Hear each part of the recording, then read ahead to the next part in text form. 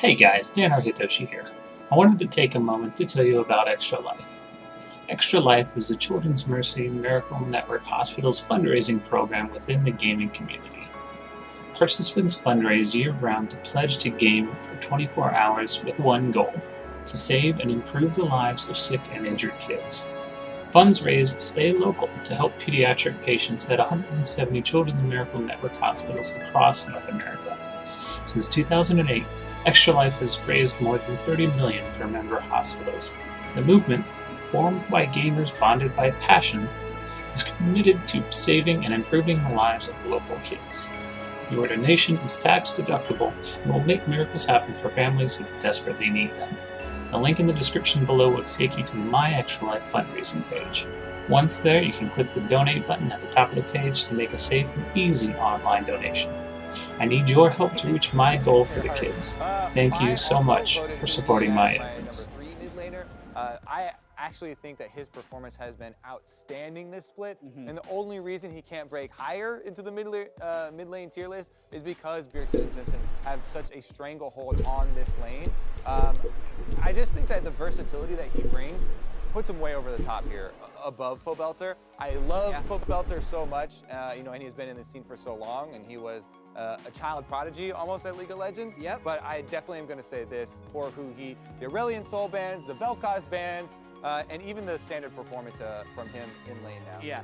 Best NA mid, Pobelter. NA born? Non-import NA mid is Pobelter. Let's get to slide number 2 right here. This or that, more surprising, C9 out in quarters or dig with good parent control. So this one, us analysts saw coming. So this isn't as surprising, I would say, than the C9 getting out so quickly. This was definitely on display tenfold here in this series, though. One of the biggest factors in their victory were not only the Baron control, but the team fighting that they did in the fights they were able to get around Baron. Yeah, and if you were to ask us this 2 years ago, we'd be like, or 3 years ago even, oh yeah, dig with good Baron control. That's unheard of, but it's been happening for a while. And the whole C9 out in quarters, it absolutely wasn't upset. There's a lot of trends that were going this way, right? C9 had never lost to anyone other than TSM. They had beaten Dignitas both times during the regular season, but there was also this kind of weird energy with everyone I talked to about this series that say, who's going to win, C9 or Dig? They'd be like, it's close, but I got to go with C9. Very few people were saying it was going to be a stomp, right? So because so many people were saying it, I still have to go with this being more surprising. That's the thing. We were coming into it thinking it was going to be so close. But that C9 would win. Exactly. There's always that but at the end. I think that one is more surprising because this is a mean answer to me. I think this is actually living in the past. All right, let's go. Next slide is going to be better coach, Parth or Cop. These, to me, are two very different coaches. So I know Cop extremely well, and he definitely embraces the ex-player approach to coaching. He's 100% about the mentality of the players, the current form of the players, and a lot of the household stuff goes along here. He also does take his solo queues pretty seriously and dips his hand into trying to always in master, maybe challenger sometimes. Yeah, and then you look at Parth as well, and he is the head coach of the team. He has the position coaches report to them. He still does the draft. He does a lot of communication things with the team. But then TSM also has Reggie, who just trumps him in a lot of the big decisions. Good cop, bad cop, or like strict teacher? No, but it's tough, right? Because they bring very different things. You look at the voting. I ended up putting Parth second, right? So I still have to do that because I feel like the consistency that TSM has had and the way that they have been able to manage all those personalities, whether it's Reggie, whether it's Parth, it's very hard to differentiate one person's contribution from the contribution of the whole staff. I would say I think Cop consistently drafts better and more consistent, right? And there's a lot of the drafts, whether it's just champions or players on the team, but I almost always like those. I also have really liked King Dignitas's substitute strategy here, or whether you call it substitute strategy or finding new players, exactly. Because they seems like consistently upgraded in positions and in ways that they needed to him and St. Vincent's talked a lot about communication for some of the early season moves, and it really does seem, people have said, you know, Ardi is this 80 carry shot caller. You know, a couple of the changes that they made, and then finally, like, Adrian was the last piece to the puzzle that it really has solidified. Yeah, it's really difficult. I think both these guys have actually done a really good job, as can be seen by the success of the teams, but always hard to talk about coaches without being in the team. Slide number 4, I go this, you did as well. I went top. What? Okay, that's fine, let's go this or that. Hire KDA in semifinals, Altec and Adrian, or double it and Violet. Ooh, hire KDA. This is an interesting take on who you think will win. It does. KDA is a rather influenced stat by victory. My gut reaction was going to be Adrian and Altec because I feel like there's a possibility of more depth on this side. Even though I do favor TSM to win, I definitely feel like Doublelift plays more risky than Altec does. Doublelift is a guy to me that's always trying to maximize DPS time. He talks about the knife's edge. The knife's edge. He's always looking to get out his damage. Sometimes that does cost him. Altec seems like he is much more willing to flash forward, which he did on many occasions in the previous series, after everything has already been expended from the enemy team. And he is 100% sure that there's nothing left, you know, to kill him. Yeah, I think he's been playing way more aggressively than he used to a couple years ago. He flashed forward like 4 or 5 times. Enhanced that area of his game, but it's so influenced by the winner, and I do have TSM as a favorite. That's true. I'm going that. That's true. I'm definitely going to take a risk, and I'm going to say this. I took a risk when I picked KT over SKT. Although how that turned out, let's get to the next slide right here. This or that. More likely final. TSM COD or Mortal Kombat final. Ooh. Yeah. A few things happen. They kind of did this one last time too, where they split up the favorites basically. Yeah. Because I think that Immortals and TSM, everybody considers the favorites, you know, the higher ranked in what we see this season. Plus they got that time off to practice. So it's more about which partner do you think, or how strong of a favorite is each of those two teams. This is really hard, actually, because last week we were just like, Envy, get him out of there. Then they almost won against COG. Okay, this would be an insane semifinal, for one. Or third place match, rather, because that would mean we have Immortals at the top. When I look at these matchups, I have Immortals as a larger favorite over COG because of how shaky COG looks in quarters than I do TSM over Dignitas. So following that logic, I would have to say it's more likely that we see Immortals and Dig. Even though I'm pretty strongly thinking we're seeing Immortals and TSM. Yeah. It's just not on the slide. I also have the same reasoning as far as them being more favored over CLG because of the way that CLG kind of limped through their series there with Envy. And I don't know, Omar God on the big stage here, it still looks like CLG are teaching him and working with him in the game, these playoff games. So it definitely looks very risky. Going against their old jungler Smithy. I think I'm going to go with that. Playoffs so far have been tight, by the way. They're going to continue to be hype. Dig series probably should have gone 5 games. We did say these would be the closest playoffs from beginning to end of any year. Kobe's doubling down. No way to be getting ultimate risk taking. Next slide. So I think it's the final we slide. We won't say that. More iconic. COG and heart attacks. Or KT and not getting excited. Oh, I don't know. Jat recently experienced think about this. More iconic. Had to recently teach him the lesson. I thought it was iconic to get excited about KT and then regretting it after. So, based on the wording of the slide, I got excited about KT. Still think we got a chance. Worlds. They're going to make Worlds, and then they'll take down SKT at some point. But, so, let me give you a take on the history of this CLG and heart attacks one. Because when I was on CLG, many moons ago, this was not associated with CLG. It just won everything. So this is not something that was there from the inception of the team.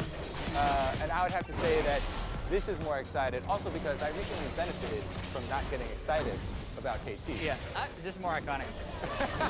Because you get excited about KT. Anyway, we disagreed a lot on this or that. Happens sometimes. I hope you enjoyed episode I still respect you of the season. Don't worry. Yeah, we actually fight all the time off camera about our answers on this and that, but we'll see you next week, right before the finals.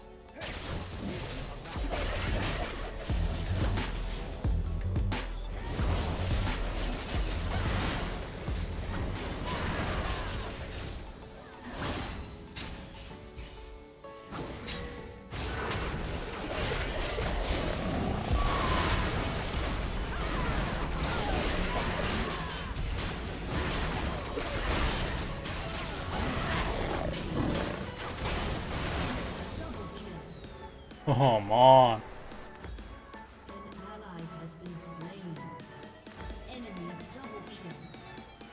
An enemy has been slain.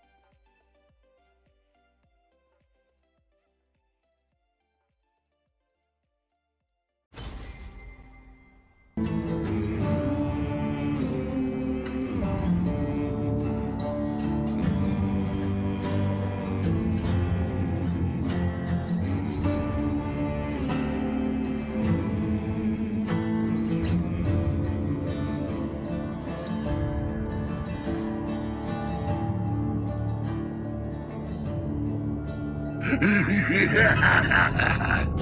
am the River King!